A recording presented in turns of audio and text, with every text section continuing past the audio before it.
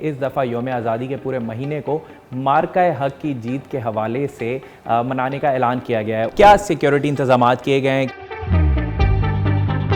Average हमारी per day तकरीबन 11,000 से 12,000 की डिप्लॉयमेंट मिनिमम हो। पहले जिस तरह यौम आज़ादी मनाया जाता था बड़े इज़्ज़त व एहतराम व शान के साथ, इस मरतबा वो उससे भी ज़्यादा तादाद में लोग बाहर निकलेंगे। एरियल फायरिंग है पे अगर किसी ने ये हरकत की तो हम उसके ख़िलाफ़ इक़दाम कत्ल का 324 का पर्चा करवाएंगे।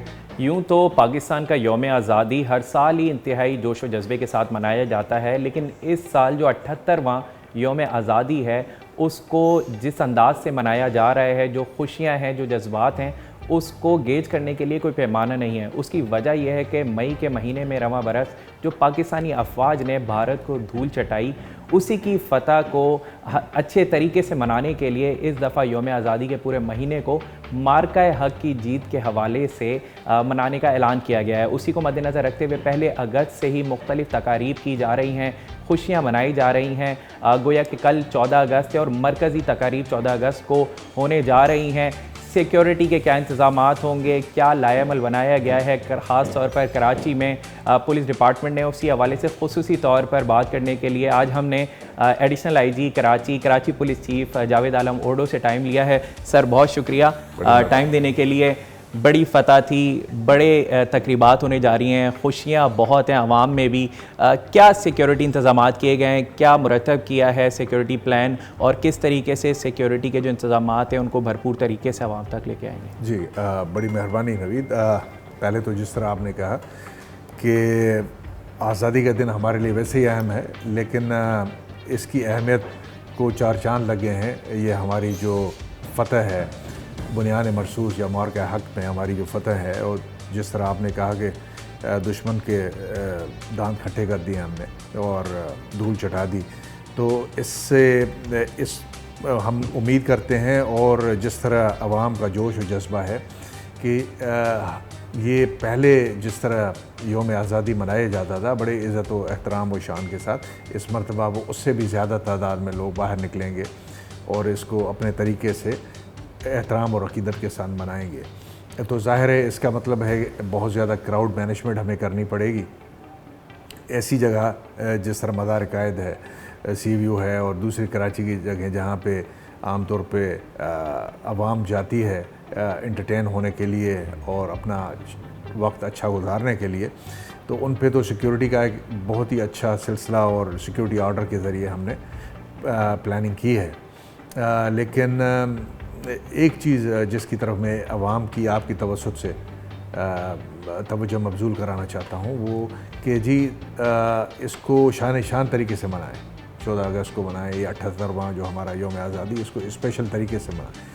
अपनी फ़तह का जश्न भी मनाएं जो मार्का हक है, लेकिन बराए मेहरबानी जो इस तरह के जो इज्तिमा होते हैं और उनमें बदकिस्मती से कुछ जो शरपसंद अनासर जो चीज़ें करते हैं, अपने आप को भी परेशानी और उलझन में डालते हैं, पूरे अवाम को भी तंग करते हैं, उससे इज्तनाब बरतें हैं। मिसाल के तौर पे हम ज़ीरो टॉलरेंस होगा जो आपकी एरियल फायरिंग है। एरियल फायरिंग से बहुत सी लोग ज़ख्मी होते हैं, छोटे बच्चे शहीद होते हैं, तो ये किसी भी सूरत में काबिल कबूल नहीं, महज़ब मुआशरे में उसका कोई जगह नहीं है।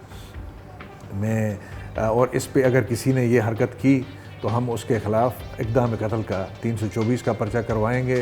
बाद में अदालतों से वो बचता रहे या अपने आप को मुश्किल में डालता रहे, पुलिस से भागता रहे, तो इससे बेहतर है कि इन चीज़ों से आप दूर हटें। इस तरह ही वन व्हीलिंग करते हैं बच्चे ख़ास तौर पे और कम उम्र के, और इससे आप ने देखा होगा कि न सिर्फ जानी नुकसान होता है, एक्सीडेंट्स होते हैं, बल्कि दूसरे शहरियों को भी खौफ में डालने वाली बात है।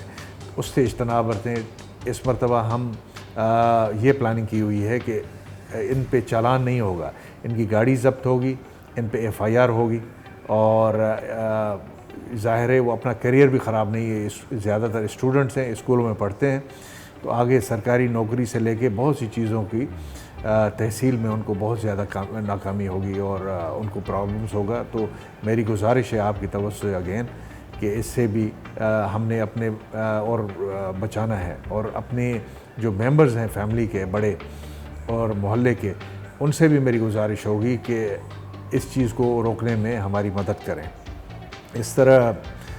इसी तरह एक बदकिस्मती से जो कुछ चीज़ें होती हैं, मजमूई तौर पे बदनज़मी होती है ऐसी जगहों पे जहाँ पे लोग अपनी फैमिलीज़ को लेके आते हैं, नौजवान लड़के और लड़कियाँ मौजूद होती हैं और चंद शरपसंद अनासिर उसका फ़ायदा लेके अजीब सी हरकतें ऊँचे हटकंदे करते हैं, तो उनके ख़िलाफ़ भी हम ज़ीरो टॉलरेंस होगा, सख्त एक्शन होगा, पर्चे होंगे।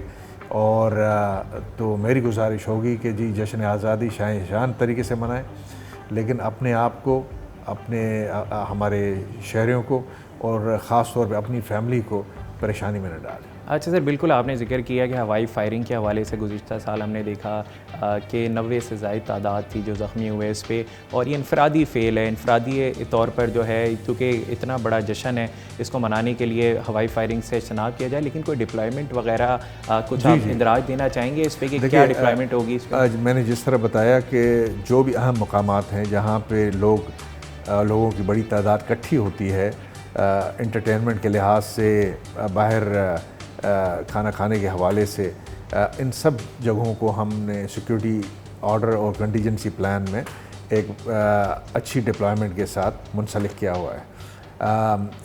जिस तरह कुछ इलाके मैंने बताए, हमारे सीव्यू, मज़ार कायद, जो रानी बाग है, और जो अपना ज़ूलॉजिकल गार्डन है, चिड़ियाघर है, और दूसरी ऐसी जगह हैं, मॉल्स होंगे, उसके बाहर पुलिस की पेट्रोलिंग होगी ताकि वो बर वक्त पहुँच सकें अगर कोई ऐसी हरकत करता है। तो पूरे शहर में हर डिस्ट्रिक्ट ने अपने मखसूस ऐसे इलाकों को जहन में रखते हुए कंटीजेंसी प्लान निकालें, और गश्त भी होगा, पेट्रोलिंग भी होगी। ऑन एवरेज हमारी इन 1-2 दिनों में, क्योंकि उसके बाद इत्फाक से चाहलुम भी करीब ही आ रहा है, तो चाहलुम की भी डिप्लॉयमेंट होगी, तो ऑन एवरेज हमारी पर डे तकरीबन 11,000 से 12,000 की डिप्लॉयमेंट मिनिमम होगी। चलें, ये सिक्योरिटी इंतज़ामात का तो आपने जिक्र किया, बड़ा अहम है, और क्योंकि इतनी बड़ी तकरीबात हैं, लेकिन अब थोड़ा सा पीछे आते हैं। मई का जिक्र लाजमी करना है, क्योंकि उसकी फ़तह की वजह से ही अब हम ये खुशियाँ मना रहे हैं। तो बीइंग कराची पुलिस चीफ़, जब ये तमाम तर बुनियानुल मरसूस का जो मार्का चल रहा था, और उस वक्त क्या जज्बात थे आपके? क्योंकि हर इनफरादी तौर पर जो पाकिस्तानी है उसके अंदर बहुत जज्बात थे। भारत में हम देखते थे कि वो शायद के बेमानी नारे लग रहे थे और बेमानी चीज़ें थी। Being a police chief Karachi के, आपके क्या जज्बात थे उस वक्त, क्या वलवला था, वो थोड़ा सा बताइएगा। बिल्कुल, आपने बड़ा अच्छा सवाल किया नवीद। ऐसा है कि ये जो कामयाबी है वो इस चीज़ का मज़हर थी कि हम पूरी कौम किस तरह एक कालम में ढल गए थे। यूनिटी जो हमें सबक बड़ों ने सिखाया है, कायद आज़म मोहम्मद अली जिन्ना साहब, हमारे जो बानी आज़म हैं, उन्होंने भी सिखाया कि यूनिटी, फेथ एंड डिसिप्लिन, इन तीनों का मुजाहरा आपने देखा। लोग यकजा हो गए अपनी अफवाज की सपोर्ट में, और बल्कि यहाँ तक कि वो एक शहरी आपको ऐसे लग रहा था कि वो इस फ़ौज का एक्सटेंशन है, हिस्सा है। पुलिस का काम बड़ा सेंसिटिव है। हम न सिर्फ जो अंदरूनी हमारी बाउंड्रीज़ होती हैं उनका तहफ़्फ़ुज़ हमारा फ़र्ज़ होता है, जिसमें law and order, maintenance of जो जान व माल का तहफ़्फ़ुज़ वगैरह शामिल है, लेकिन इसके साथ ही हम सेकेंडरी लाइन ऑफ डिफेंस भी होते हैं। हमारे इस लिहाज से भी बड़े फ़राइज़ हैं। जो इंस्टॉलेशंस यहाँ पे इम्पॉर्टेंट होती है, उनकी सिक्योरिटी में हम अफवाज का हाथ बटाते हैं, और उनकी जंग का जो भी अमल है उसमें हम मदद करते हैं।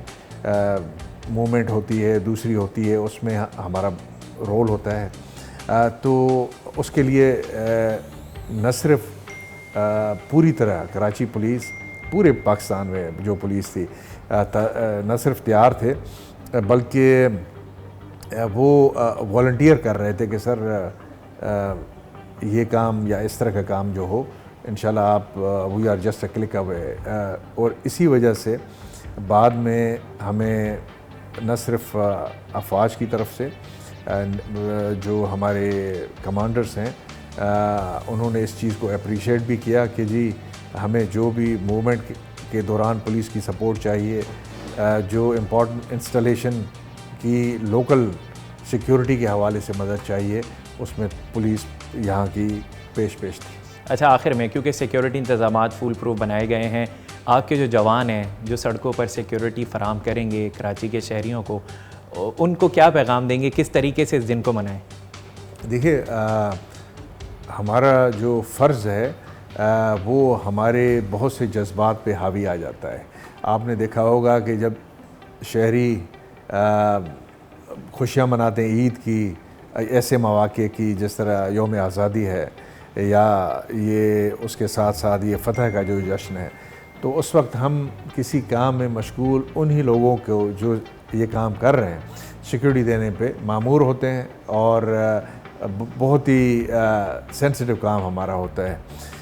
तो मैं इन सब को एक तो कराची में आपने देखा है कि रिसेंट ईयर्स में क्राइम बहुत नीचे आया है। इन रिसेंट मंथ्स में आपने देखा होगा, उसका इजहार न सिर्फ हमारे इंटीरियर मिनिस्टर ने किया, इसका इजहार हमारे CM साहब, HM साहब भी असेंबली के फ्लोर पे भी कर चुके हैं, और प्लस जो चैम्बर ऑफ कॉमर्स के हमारे मुंतज़मीन हैं, जो लीडर्स हैं बिज़नेस कम्युनिटी के, उन्होंने भी किया है।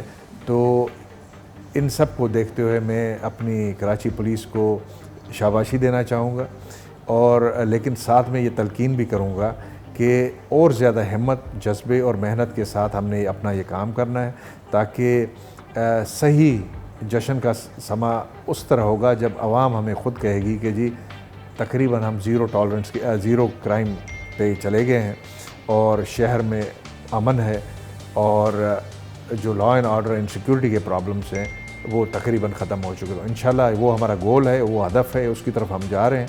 तो इसमें आप लोगों की मेहनत इंशाल्लाह उस गोल को पहुंचने में हमारी मदद करेगी, और इस काम के लिए मैं आपको सलाम भी करता हूं और आपको शाबाशी भी देता हूं, लेकिन आपसे इससे ज़्यादा काम करने की तलकीन भी करता हूँ। चलें, बहुत शुक्रिया। हमारे साथ मौजूद थे कराची पुलिस चीफ जावेद आला मोडो साहब, जिन्होंने ख़ुसूसी तौर पर वक्त दिया और ये जो तमाम मार्का हक़ की जो तकरीबात हैं इसमें क्या सिक्योरिटी इंतज़ामात होंगे उसके हवाले से आगाह किया, और ख़ास तौर पर जवानों से भी तलकीन की है और उनको इस बारे में कहा है कि जहां कराची पुलिस चीफ की उनके साथ सपोर्ट है, वहीं उनकी ज़िम्मेदारियों को भरपूर तरीके से निभाने के लिए उनको जो है एक हिम्मत दी है।